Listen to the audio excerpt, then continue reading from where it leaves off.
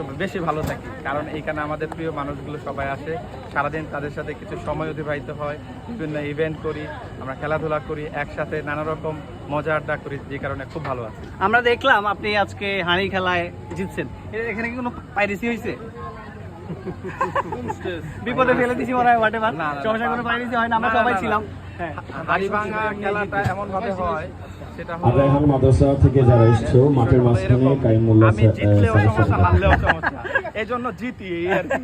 আচ্ছা যাই হোক ভাই, লাস্ট একটা প্রশ্ন, সেটা হচ্ছে যে আপনার প্রিয় সঙ্গীত শিল্পী বাংলাদেশের 3 জনের নাম বলবেন।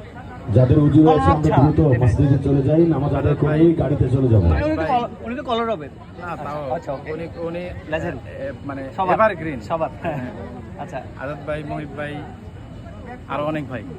আর কলরব থেকে 2 জন। কলরবে কি বলবো, কলরবে সবাই আমার প্রিয়। আচ্ছা, এবার লাস্টলি প্র্যাঙ্কি বয়েজ সম্পর্কে দু একটা কথা। ফ্রাঙ্কি বয়েজ হলো চাইলে পুরো পৃথিবীকে মাতিয়ে দিতে পারে, কিন্তু তারা চায় না।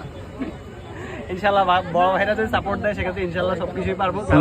ফ্রাঙ্কি বয়েজকে আরো বেশি এগিয়ে আসতে হবে, কারণ হলো এখন পৃথিবীটা এরকম, আমি বলি সবসময় ইসলামী সঙ্গীতের অনেক প্ল্যাটফর্ম হয়েছে, ব্যক্তি হয়েছে, কিন্তু আমাদের অভিনয় শিল্পী তৈরি হয় নাই। এটা ফ্রাঙ্কি বয়েজ চাইলে ব্যাপকভাবে এটা কাজ করতে পারে। একজন মানুষ যে ধরনের হোক, সে কোনো না কোনোভাবে অভিনয় দেখে।